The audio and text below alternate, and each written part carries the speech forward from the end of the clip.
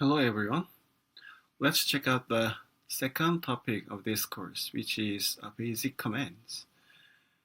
As you know, these days we need to know and learn Linux commands. It's because there is a very strong tech trend which is called DevOps.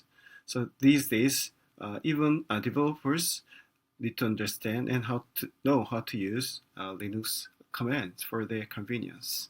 So this topic is for the people or developers who wants to know essential Linux commands. So please click enter button to get into the topic. And you can see IDE button here. So please click IDE button to run embedded IDE for this course.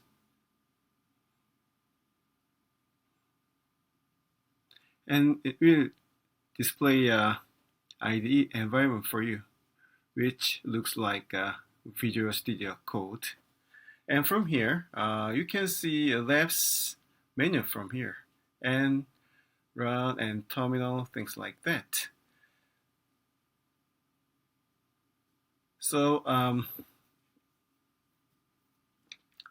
if you want to install packages on this environment, basically this IDE is running on Ubuntu operating system. As you know, Ubuntu operating system is one of the major distribution of Linux. And then for Ubuntu, there are some commands for its own convenience. So if you want to update the system, you can run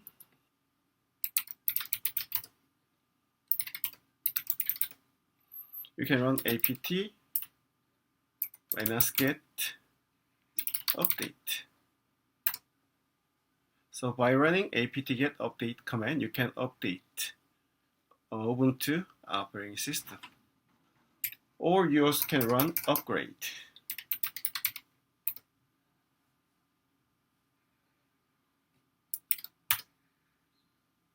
After completing updates and upgrades of your operating system, Ubuntu, let's think about how to install packages on Ubuntu. So if you want to install something on Ubuntu, you can run apt-get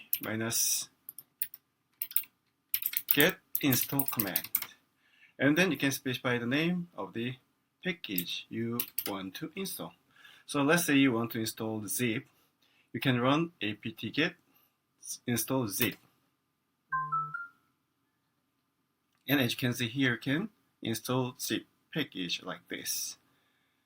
And then if you want to check and remove processes occupying ports, you can run netstate -ntlp.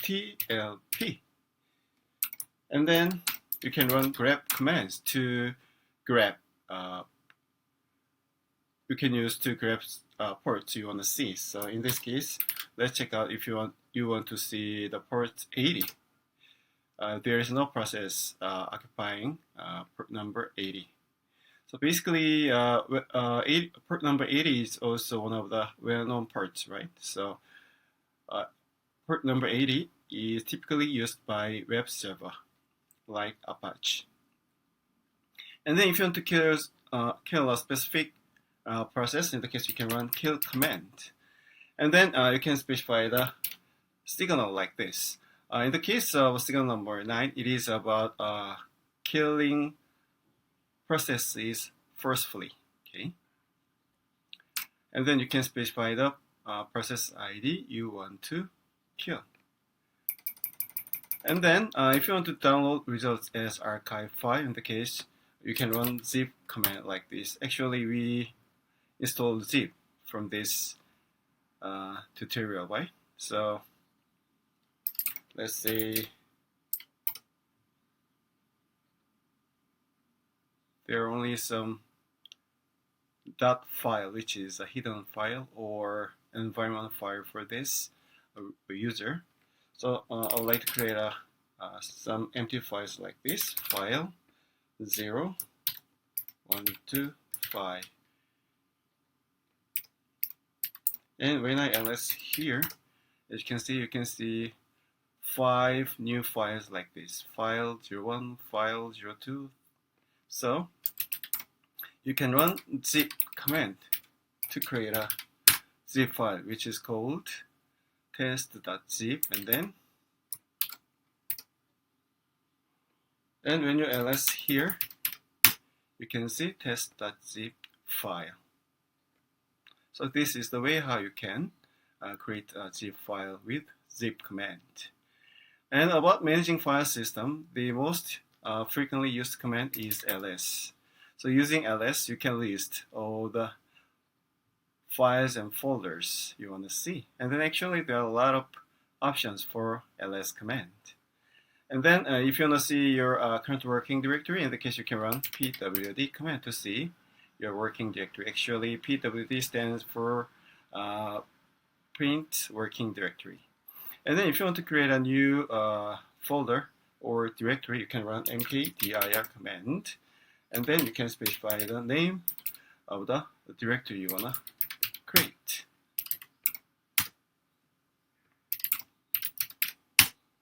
And for a directory, you can see a D like this. So when you see D here, in the case, this is a directory. And then if you want to get into my workspace directory, in the case you can run cd and the name of the directory you want to change like this. And then if you want to go out from the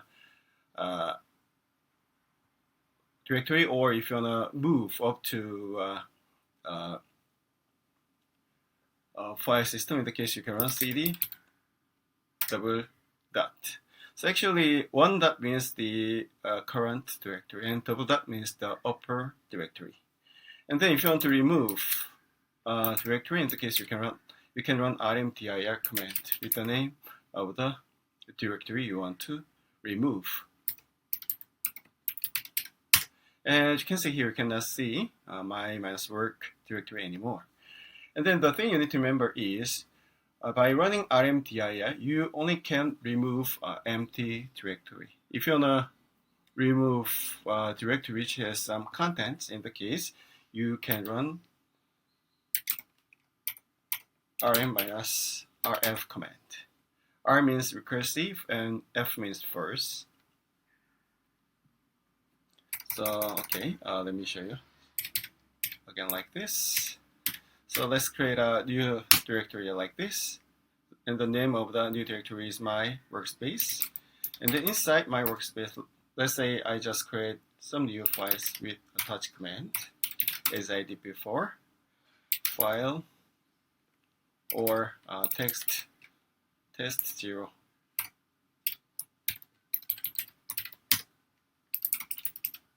So I just create 5 files like this.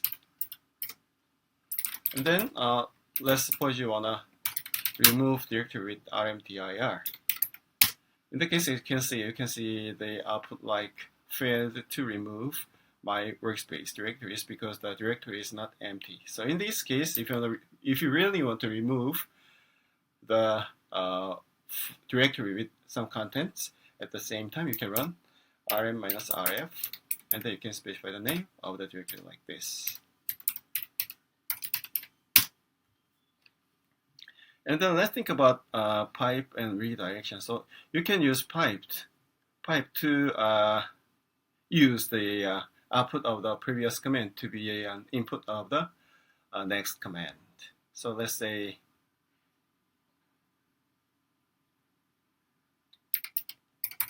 I would like to create a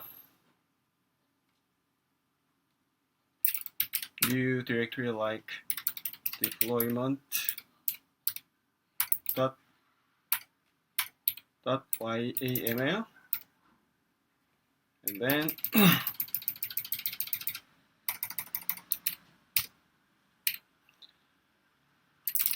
I would like to type something like this and save and quit. And then if you want to see if there is a sentence like hello, in the case you can run cat deployment.yaml like this. In this case, when you run cat for the file, in the case you can see the entire contents of a file like this, right? But if you want to see a specific line of a file, in the case you can run grep with pipe. And as you can see here, you can see the output you want to see with grep command. So this is the usage of a pipe command with 2 commands. And then you can think about redirection. So you can use redirection to redirect the flow of a string to, how can I say that, different destinations. So most of the time for Linux operating system, it is used to redirect a string to a file instead of a console. So